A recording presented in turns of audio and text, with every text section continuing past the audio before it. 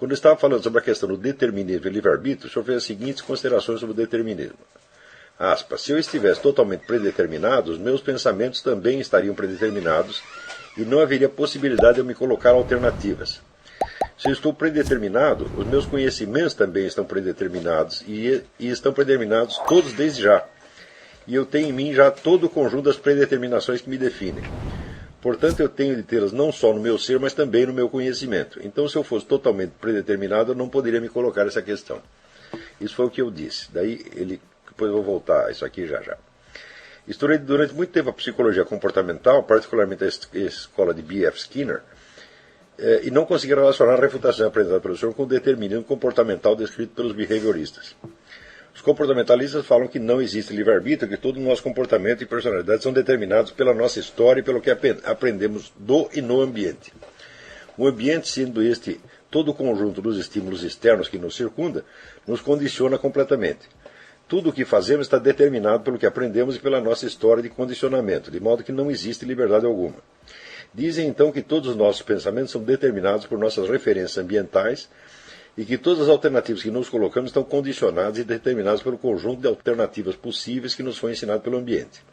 O livre-arbítrio, diz o behaviorista com desdém, é um mito. Gostaria que o senhor comentasse esse argumento usado pelo psicólogo behaviorista. Bom, então, em primeiro lugar, existe uma diferença entre o determinismo como doutrina metafísica e como uma teoria de psicologia experimental. Quer dizer, o determinismo a que se refere aos behavioristas não tem o mesmo alcance total e abrangente do determinismo, por exemplo, que tinha para Lutero ou Calvino. Tá certo? Quer dizer, Calvino dizia que quando você nasce, já é tarde, vamos dizer, para tentar salvar ou danar você. Você nasceu, já está tudo feito.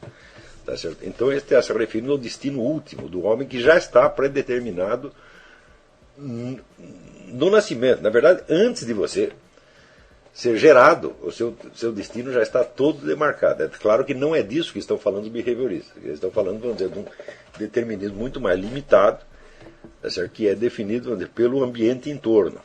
Tá certo? Então,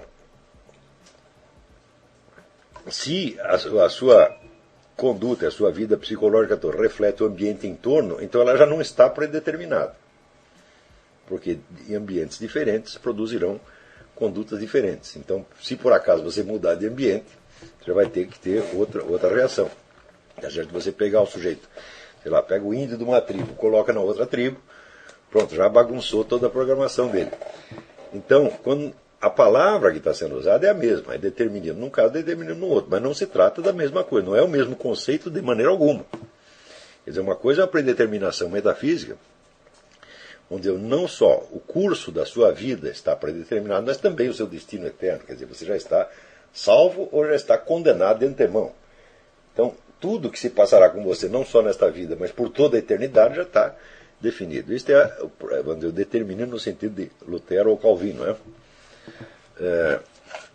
Mas o determinismo do Skinner e de todos os behavioristas é uma coisa muito mais limitada. Então, ele está se referindo apenas à dificuldade que as pessoas têm, vamos dizer, para agir ou pensar ou conceber qualquer coisa para além ou para fora daquilo que o seu ambiente determinou. Tá certo? Então, essa dificuldade existe mesmo. Tá certo? O que nós temos, vamos dizer, o que nós podemos contestar é apenas se o ambiente tem esta onipotência completa que diz o behaviorista. Para mim, me parece que a teoria behaviorista ela é autocontraditória. Porque se eles têm a pretensão de modificar as pessoas, modificando o ambiente, tá certo? Então já não se pode falar de determinismo. Ele está falando apenas de uma relação de causa e efeito que existe. Quer dizer, se você moldar um ambiente assim, você moldará as pessoas desta ou daquela maneira. Agora, você não vai dizer que o ambiente do B.F. Skinner o moldou para que ele moldasse o ambiente dos outros. Não é possível isso. Né? Quer dizer, que se o próprio Skinner tem a capacidade de moldar o ambiente alheio, tá certo? É porque o ambiente não é tão onipotente quanto ele diz. Na verdade, o Skinner não discute a coisa em termos metafísicos. Ele não chega a colocar se existe um determinismo em sentido metafísico ou não. Ele está apenas partindo de um fato de experiência, que é que, em geral, o pensamento das pessoas reflete apenas a influência do meio. Mas nós não poderíamos dizer a mesma coisa a respeito do pensamento de B.F. Skinner. Será que toda a ciência behaviorista foi ela própria determinada pelo ambiente? Não é possível. A existência da ciência behaviorista já reflete um desejo, vamos dizer, de aprender a relação de causa e efeito para poder manipulá-la de algum modo. Quer dizer, se o behaviorismo tem algum sentido técnico, então a teoria dele está errada. Isso é um exemplo, um caso extremo de paralaxe cognitiva. Quer dizer, se é possível aplicar o behaviorismo na prática, é porque como teoria ele está errado. Se você é totalmente moldado pelo ambiente, certo? Em todos os momentos da sua vida, tá certo? Então não faz sentido você querer moldar o ambiente. Não é isso? Então, aí você tem um exemplo de circularidade, e uma circularidade absolutamente insustentável. Tá certo? No entanto, qual é o peso real dessa influência do ambiente? Esse era precisamente o assunto da nossa aula. Essa pergunta veio muito a calhar. Né? Então, vamos partir do princípio de que a teoria behaviorista, nós não precisamos nos assustar com ela, porque a ela se aplica sim este argumento, né? Quer dizer que se você está predeterminado, estão predeterminados os seus conhecimentos também. E, portanto, o conteúdo todo da ciência behaviorista tinha de estar predeterminado pelo ambiente também. Tá certo? E a pretensão behaviorista de moldar o ambiente, a sua técnica de moldar o ambiente, tinha de estar predeterminada também. Tá certo? O que é totalmente impossível. Não é isso? Então, mesmo porque você pode moldar o ambiente num sentido ou no outro. Por exemplo, eu vou criar um ambiente para fazer pessoas, digamos, corajosas ou covardes. Eu quero que elas tenham autoconfiança, iniciativa, etc. Ou quero que fiquem tímidas, inibidas e incapazes. O que eu quero? Quando Skinner decide montar um ambiente para isto, ou montar um ambiente para aquilo, isso já está predeterminado? Ou ele tem que fazer uma escolha? Evidentemente ele tem que fazer uma escolha. Se ele não pudesse fazer a escolha, ele não poderia fazer o experimento científico, porque o experimento científico pressupõe hipóteses diferentes e contrastantes. Ele tem que testar uma coisa e testar outra. Tá certo? Então, vamos dizer, o que eu chamo de paralaxe cognitiva é sempre o deslocamento entre o eixo da experiência real e o eixo da teorização. Quer dizer, quando a teorização não reflete as próprias condições em que a experiência se desenrolou, então você tem um caso de paralaxe cognitiva, e isso aqui é típico. Então, se não houvesse livre-arbítrio, não poderia haver experimento científico. Você não poderia testar uma alternativa, outra. Você só poderia testar sempre dentro da mesma linha. Então se aplica perfeitamente aqui o mesmo argumento. Se aplica até mais facilmente ao caso do behaviorismo do que ao determinismo de Lutero e Calvino. Porque no caso do determinismo integral de Lutero e Calvino, a hipótese que eu lancei, falei, se está tudo predeterminado, estão predeterminados também os seus pensamentos e os seus conhecimentos, e, portanto, se você levanta a questão do determinismo e livre-arbítrio, esta questão também está predeterminada. Está predeterminado que você vai ter a ilusão de poder ser livre e de que você vai se colocar a este problema. Então, Deus te enganou. No caso de Lutero e Calvino, o determinismo só é contraditório com o dogma da bondade de Deus, porque se está tudo predeterminado, então Deus me enganou. Deus me deu a ilusão da liberdade e de que eu posso escolher, digamos, tá certo, entre o vício e a virtude, quando na verdade já está escolhido. Então Deus me enganou, então Deus não pode ser bom. Tá certo? Então haveria uma contradição com a doutrina moral, tá, do próprio cristianismo. Tá certo? Mas no caso do behaviorismo, a ilusão, a contradição é mais material ainda, mais simples e mais brutal, porque ela é contraditória com as condições de realização do experimento científico. O experimento científico é constituído de alternativas. Se não houver alternativa, se não houver hipóteses contrastantes, não há ciência nenhuma. Por exemplo, vamos dizer uma alternativa. Né? A conduta do seu fulano de tal é toda determinada pelo ambiente ou ele tem margem de manobra? Se eu coloco esta questão, eu tenho que poder testá-lo em condições diferentes. E quem escolhe essas condições sou eu. Ou elas também já estão predeterminadas? É claro que não. Isso quer dizer que, em primeiro lugar, o determinismo behaviorista não tem pretensões metafísicas. Quer dizer, ele não é um determinismo integral. É um determinismo relativo. E tudo o que ele quer dizer é que a margem de manobra do indivíduo, na sua totalidade, tá certo? Está condicionada ao conjunto do ambiente. Não é isso? Muito bem. Em que medida isso é verdadeiro ou não? Então, em primeiro lugar, como não se trata de um problema metafísico, mas de um problema científico experimental, tá certo? Não há resposta teórica.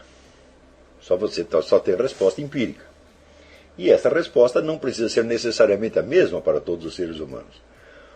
Ora, a coisa mais simples é você perceber que nem todas as pessoas são dependentes do ambiente na mesma medida.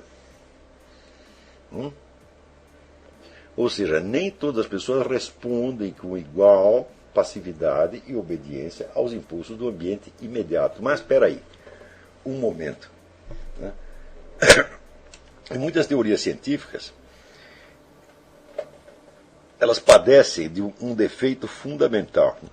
É que os seus conceitos não são conceitos descritivos, são figuras de linguagem. Por exemplo, a palavra ambiente é uma figura de linguagem. Né? Então, ambiente é um termo que você pode usar em geografia, não é isso? Você pode usar em decoração, não é isso? Você pode usar em cinematografia, você pode usar um monte de contextos diferentes, ela significará coisas diferentes em cada um desses contextos. O que quer dizer o Skinner ou a escola behaviorista com ambiente? Por exemplo, nós temos um ambiente civilizacional, do qual faz parte, por exemplo, né, as tradições cristãs, judaicas e greco-latinas. Tudo isso é parte do nosso ambiente civilizacional.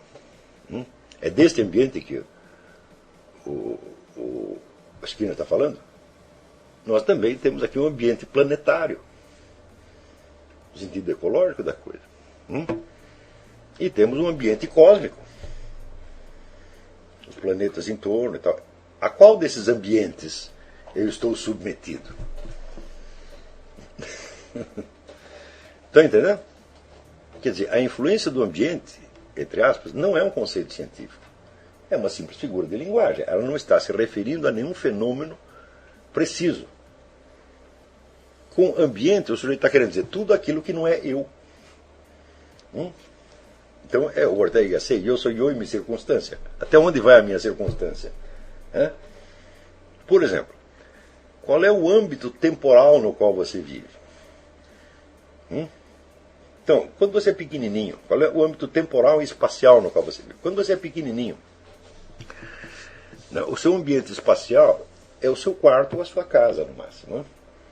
Você não sabe nada para além daquilo ali. Você pode se perder até dentro de casa. Não é isso? Você sabe que existe alguma coisa para além da sua casa. Mas a chave que abre a porta de acesso para esse ambiente maior é o seu pai e a sua mãe. Ou seja, você não vai agir baseado na confiança que você tem no seu próprio conhecimento do ambiente externo. Por quê? Porque você sabe que você não o conhece. Mas você supõe que papai e mamãe o conheçam.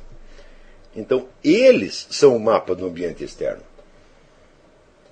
Quando você vai atravessar a rua e sua mãe te dá a mão, tá certo? Ela está fazendo uma mediação entre você e o espaço em torno. Não é? Isso quer dizer, você não está tendo uma relação direta com o espaço em torno. Essa relação é determinada pelo conhecimento que sua mãe, seu pai, ou o adulto qualquer, né, tenha desse espaço. Ela está te guiando nesse espaço. Tá certo? A criança pode ir até a esquina e na esquina já se perdeu. Não é isso? Então significa que ela não tem um domínio próprio do espaço externo. Né? A relação dela com o espaço tem que ser mediada por um outro tipo de relação completamente diferente, que não é a relação espacial, que é uma relação social e afetiva. Então quer dizer que sem este vínculo social afetivo, a afetiva está perdida no espaço. Já não se pode dizer a mesma coisa de um adulto. Para um adulto caminhar nas ruas e se orientar na cidade, depende de alguma relação social e afetiva? Absolutamente não. Então, quer dizer, essa mediação afetiva existe para a criança, mas não existe já para um adulto. Não é isso? Você percebe que na passagem da infância para a idade madura, houve então não só uma ampliação do espaço percorrível, do espaço à sua disposição, tá certo? Mas também um aumento da sua autonomia na relação com esse espaço. Não é isso? A mesma coisa com relação a outros domínios. Por exemplo, a linguagem. Tá certo? A criança já, desde pequenininha, está ouvindo os outros falarem. A maior parte do que os outros estão falando ela não entende. Ela entende só um pedacinho. Então, a relação dela com este mundo de signos também é mediada por uma relação afetiva. Por exemplo, a mãe ou o pai podem estar interessados em ajudar a criança a aprender a falar. Não é isso? Então, nesse caso, ensinarão palavras novas para ela, ajudarão a criança a se comunicar quando ela não consegue, e assim por diante. Mas e se ninguém ligar para a criança? Eu vou contar uma experiência que eu tive para vocês. Já contei isso aqui. Quando eu tinha uns 18 anos, eu fui trabalhar num negócio chamado recenseamento escolar. Trabalhar não, fui fazer o meu oferecido voluntário, para ficar lá um mês. E nos mandaram para um lugar lá no litoral sul do estado de São Paulo, que é a região mais atrasada que tinha. E os mapas que eles nos deram para percorrer ali eram mapas tão antigos que os rios assinalados no mapa já estavam secos. Acho que foi o general Rondon que fez aquele mapa. Então a gente andou lá no meio do mato, andava, depois deram para a gente achar umas cabanas, daí gente estava lá, quantos filhos tinha, se era um casal, quantos filhos tinha, se estava na escola, se não estava. Daí, chegamos lá e encontramos um casal que era assim, um sujeito meio alemãozão, casado com uma mulher preta, e aquele bando de filhos. E daí eu peguei meus papéis lá, peguei os formulários e comecei a preencher. Daí tinha lá um menino que parecia ter uns 8 anos, eu falei, como é o nome desse aqui? Daí a mãe falou, ele não tem nome não. Eu falei, mas como, minha senhora? O que é isso aqui? Minhoca? É tatu-bola? É uma árvore? Isso aqui é um cidadão brasileiro, tem que ter nome. Ela falou, não tem. Eu digo, mas vocês nunca falam com ele? Não.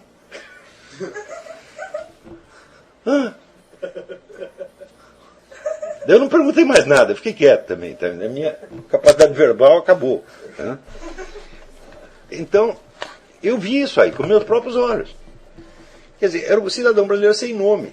Agora imagina o que seria de cada um de vocês. Você não tem nome, não tem um jeito de chamar você. Né? Como é que eu chamo? O Psite, o meu, né? O do chapéu. Aí, né?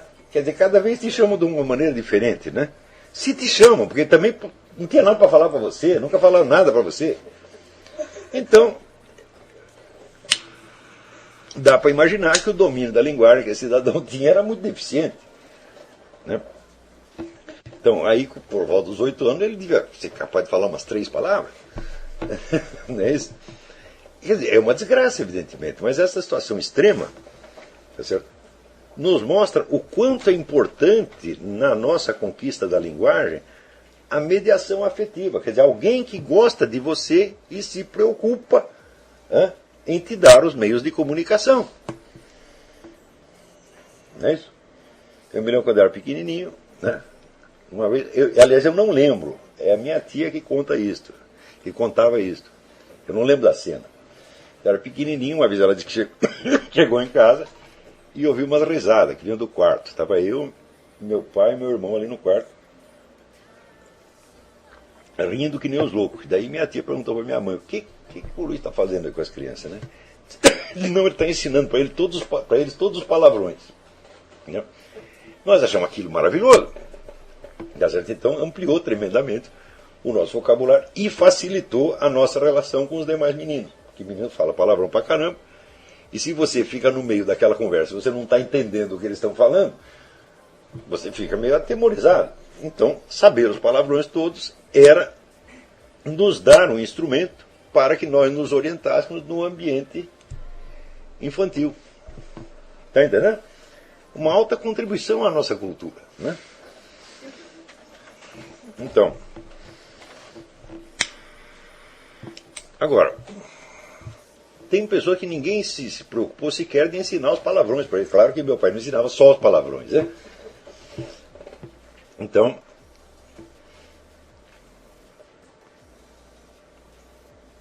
quer dizer que a sua participação no ambiente, ela vai sendo ampliada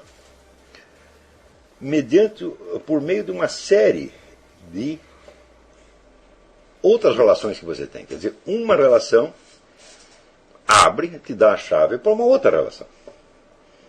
Isso pode ser uma relação humana, te dá acesso a uma relação com o ambiente físico. A relação com o ambiente físico te dá acesso a outra relação humana e assim por diante. Não é isso? Muito bem. Mas, a cada etapa da sua vida, a cada dia da sua vida, você pode conceber que você tem um universo de referências. Coisas que você sabe e com as quais você conta para você se orientar na vida diária. Por exemplo, você pode perguntar assim, qual é o domínio que eu tenho do espaço em torno? Quer dizer, até onde eu sei ir na minha cidade sem me perder e sem ter que perguntar. Note bem, ninguém conhece uma cidade inteira, nem motorista de táxi. Até motorista de táxi que percorre o tempo todo, às vezes ele tem que parar e perguntar. Ou seja, a relação dele com o espaço em torno volta a ser mediada por uma relação humana. E essa relação humana é determinada por quê? Por um código de normas de polidez que as pessoas geralmente obedecem. Se o motorista perguntar, meu amigo, onde fica a rua tal? O sujeito responder, vai lamber sabão. Como é que você faz? E se ninguém quiser te responder?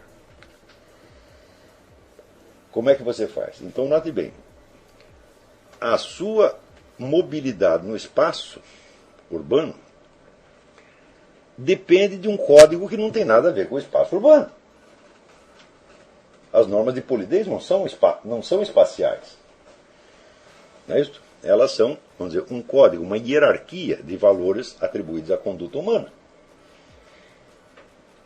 Mais ainda, se fosse só um código, tá certo? Seria uma imposição externa, mas não é um código. Esse código está internalizado, quer dizer, as pessoas elas já reagem assim porque elas gostam de reagir assim. Não é isso? Então, eu reparei que em alguns lugares as pessoas, por exemplo, se você pede uma informação, as pessoas reagem de maneira diferente. Por exemplo, né, quando estava na Bahia, eu acho que a baiana, não sei se é assim, mas na época era, nos anos 80, né? Eu achei o baiano o povo mais educado do Brasil. Assim. Porque você perguntava para o sujeito, onde fica tal coisa? Dizia, eu vou lá com você. Né? Isso em São Paulo nunca acontecia, porque São Paulo era todo mundo nervoso, todo mundo com pressa. Né? Aliás, o carioca diz que o paulista só dá uma informação errada. Né? O paulistano só dá informação errada. Deve ser verdade. Tanto que no Rio, né, você fala, onde fica tal lugar? Diz, assim, assim, assim. Não é dica de paulista, não. Né? Quer dizer, eu estou falando um negócio confiável. Mas, na Bahia, as pessoas te acompanhavam até o lugar. Então, você vê que num desses lugares, a sua relação com o espaço fica muito facilitada. Por um fator que não tem nada a ver com o espaço. Quer dizer, como se fossem dois códigos. Do lado você tem o mapa da cidade, do outro lado você tem um código de conduta com o qual você conta. Ou seja, você se orienta melhor num desses códigos do que no outro. Se você soubesse, né, conhecesse o mapa da cidade melhor do que você conhece as expectativas de reação humana, você não ia precisar perguntar nada para ninguém. Não é isso? Então,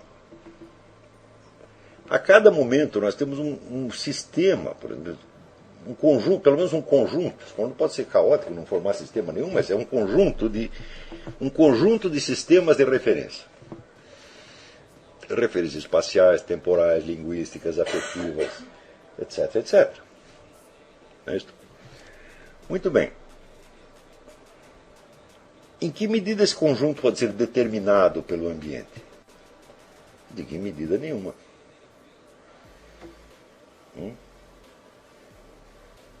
Porque o ambiente pode te dar essas referências, mas ele não pode determinar se você vai aprendê-las ou não. Você dá a mesma referência para um grupo de 10 pessoas, né? Que vai do QI, vamos dizer, de QI 75 até 140. Eles não vão aprender a mesma coisa.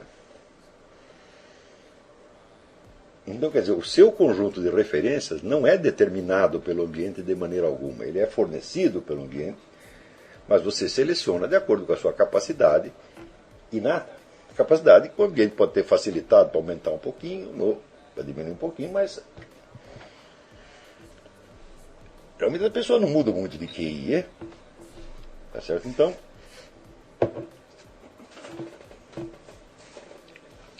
vamos dizer, este conjunto de referências determina a sua possibilidade de ação e aprendizado, as suas possibilidades de ação e de aprendizado, e ao mesmo tempo ele é o que limita essas possibilidades. Então, toda a educação consiste em dar ao indivíduo possibilidades de ampliar esse quadro de referência, não só de ampliá-lo, mas de adquirir um domínio maior, ou seja, uma consciência maior da unidade e coerência interna desses vários sistemas. Ao ponto de tornar o indivíduo, se possível, capaz de expressar tudo isso em palavras. Não quantitativamente, não todos os elementos, tá certo? Mas capaz de dizer a si mesmo quais são os códigos nos quais ele tem baseado as suas ações, a sua conduta, as suas reações, etc, etc, etc. Então, faça essa pergunta para você mesmo. Você tem consciência desses códigos e de qual a fonte deles, de onde eles provieram? Onde que você aprendeu a reagir assim? Por exemplo, os seus códigos de simpatia e antipatia. Quais as pessoas de que você deve se aproximar ou quais não deve? Da onde você absorveu isso aí? Você não nasceu assim, certamente. Tá certo? Você não pode ter nascido com a preferência por determinados grupos, porque você não conhecia esses grupos. Não é isso? Então, este é um dado que é absorvido do ambiente. Né? Por exemplo, eu me lembro que na minha casa, a gente não tinha nenhum preconceito contra preto, porque a casa via cheia de preto. Né? A minha tia lá era a comadre do Ademar Ferreira da Silva, aquele sujeito que foi campeão de salto triplo, que era preto, e a família do Ademar estava sempre lá. Mas a gente tinha preconceito contra italiano. Por quê? Porque minha tia era getulista roxa, era eleitora do PTB, e quando acabou o governo Vargas, ela rasgou o título de eleitor dela e nunca mais votou. E com Vargas o negócio estava associado com a coisa da guerra, a guerra era aqui, contra o italiano, então o italiano não prestava. Né? E eu lembro que eu levei isso também, guardava isso na minha cabeça. Então, encontrava lá um carcamano na escola, eu já olhava com uma certa desconfiança. Não, esse aí é ladrão, esse aí não... Né? É uma coisa que não tem fundamento, evidentemente, mas que é um dado da minha formação. Então, eu sei esse dado de onde veio, eu sei por que ele existe, eu sei qual é a origem histórica, sociológica dele, e eu sei o impacto que ele teve sobre mim, então eu posso controlar mais ou menos isso. Tá certo?